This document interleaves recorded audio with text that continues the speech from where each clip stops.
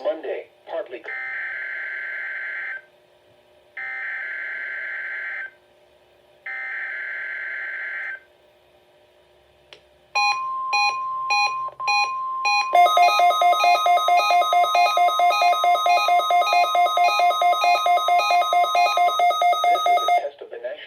Service weather radio warning alarm for WWG56 for the Mahoning Valley listening area of northeast inland Ohio.